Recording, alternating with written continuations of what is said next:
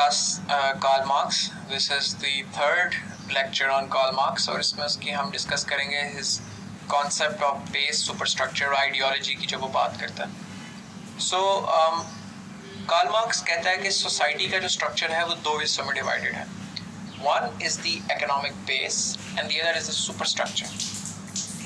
Economic base basically वो तमाम चीज़ें which are needed to produce things. These are all the this is the means of production जो हम पहले discuss कर चुके हैं, and the relationship that people have with the means of production. और एक चीज़ होती है superstructure. Superstructures are things which have nothing to do with the production of economic resources. These are values, cultural norms, ideologies, expectations. ये वो उन चीज़ों को superstructure कहते हैं. तो ये उसका जर्मन बेसिकली नाम है जो कि मार्क्स ने दिया था. सो marks said the society is classified into an economic base and superstructure. In superstructure, all these ideology, things that we take as common sense, in which there's family values, education system, religion, media, political systems, ये सारी चीज़ें. Marks की theory ये कहती है कि basically जो आपका इकोनॉमिक बेस है वो शेप करता है आपके सुपरस्ट्रक्चर को, and the relationship of means of production और इकोनॉमिक बेस किस किस्म की है उसके बेसिस पे आपका सुपरस्ट्रक्चर बनता है, उसकी बेसिस पे वैल्यूज नॉर्म्स बनती हैं, and these values norm in turn maintain and legitimise the economic base.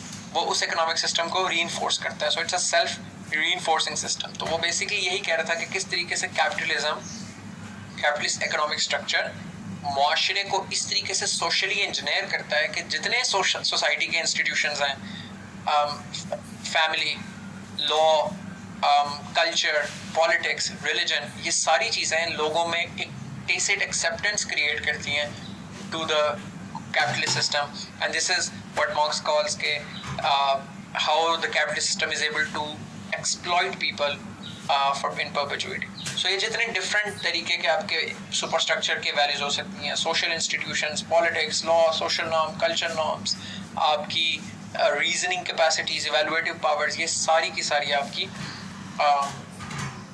superstructure का हिस्सा होती है. अब इसकी क्या example हो सकती है?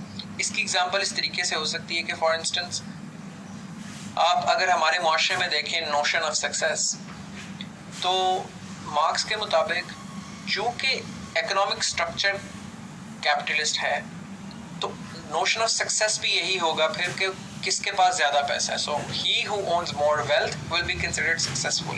इट वुड नॉट मैटर कि उस बंदे की दूसरी वैल्यूज़ क्या हैं, मगर उसकी his ability to accumulate wealth will be considered his successful trade.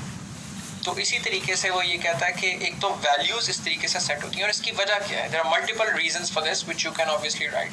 First is that capitalist class have resources to create these values. तो आपके कैपिटलिस्ट क्लास के पास चूँकि रिसोर्सेज हैं, पैसा उनके पास होता है, सो इसी वजह से वो मीडिया के अंदर, पॉलिटिक्स में भी ये लोग आते हैं. जैसे यूके की एग्जांपल आप लें तो जब अर्लियर टाइम्स में हाउस ऑफ लॉर्ड्स में सारे के सारे अमीर लॉर्ड्स हेरिडिटरी हुआ करते थे, तो लॉज भी वो लोग बना रहे हैं, मीडिया में भी वो लोग अपना नैरेटिव दे रहे हैं, न्यूज़पेपर की पब्लिकेशन भी उनकी मर्जी की हो रही है. So hence capitalist class values create कर रही है, वो अपनी मर्जी की, they create values of society in their image. And secondly कि चूँकि कैपिटलिस्ट सिस्टम डोमिनेंट है तो उसी के नतीजे में उसी की मर्जी के मुताबिक वो वाली वैल्यूज़ आएंगी जो उसको मेंटेन कर सकें. तो स्कूल्स में, कॉलेजेस में, यूनिवर्सिटीज़ में, रिलीजियस इंस्टीट्यूशंस में, मीडिया पे लोगों को इस तरीके से इंजीनियर किया जाएगा कि ताकि वो कैपिटलिस्ट सिस्टम को एक्सेप्ट करें और इसमें कंट्रीब्यूट करें, जिसका इवेंचुअली फ़ायदा उसी कैपिटलिस्ट क्लास को होगा. सो जितने नोशंस हैं हमारे सोसाइटी में, कैपिटलिस्ट सोसाइटी के अंदर अकॉर्डिंग टू मार्क्स, वो इसी के गिर्द बनाए गए हैं.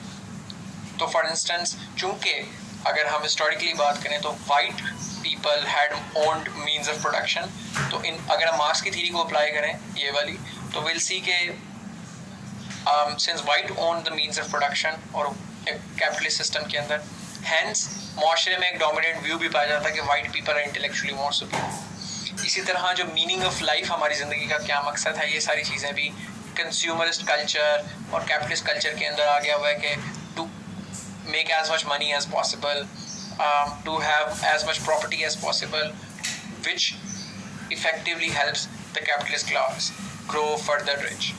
तो ये बेसिकली आपने इसको लार्जर आइडिया से अगर आप कनेक्ट करें, हम जितना भी अब तक डिस्कस किए, तो Marx connects everything with economic structure. तो मार्क्स की थ्योरी में there is going to be means of production, who control these means of productions, who do not control these means of production, the former will always exploit the latter. And this relationship is going to determine everything. Society की values, history की progression, everything is connected to the economic structure of that time. तो इस वजह से Marx is reductionist in his economic analysis as well. And one of the critiques that you can add, जो कि हमने अपने पिछले स्लाइड में लेक्चर में ऐड नहीं की, is that Marx हर चीज़ को इकोनॉमी से रिलेट कर देता है। वो हर चीज़ को वो फीडबैक पाथ नहीं देखता कि कभी कभी it's not that the base economic base values create करती है, sometimes there is a values that create the economic base. It doesn't start from the base, it starts from values, and also that directly from values you can challenge the base. तो Marx की suggestion तो यही है ना कि चूंकि values और superstructure is always going to legitimize the economic base, hence Marx की रेसिपी जो कि हमने पिछली दफ़ा डिस्कस भी की थी, उसका सोल्यूशन यही है कि workers should take control of the factories and they should overthrow the capitalist economic structure. तो capitalist economic base को, capitalist economic structure को, factories को वो overcome करें तो ही वो value society की change कर सकते हैं. But this is not necessarily true. Marx खुद जो काम कर रहा है by writing this book, by giving this philosophy, by inspiring people, he is not addressing this problem. He himself is trying to change the value system of society. So his own theory in that regard is contradictory to what he's proposing. But broadly, this can be important critique on this concept of Marx. This is all on Marx. ये तीनों questions अगर आप एक sequence में करें, इनको समझ के करें, तो अगर किसी भी किस्म का Karl Marx पे सवाल आता है, तो you guys will be able to do it. I'll see you guys next time.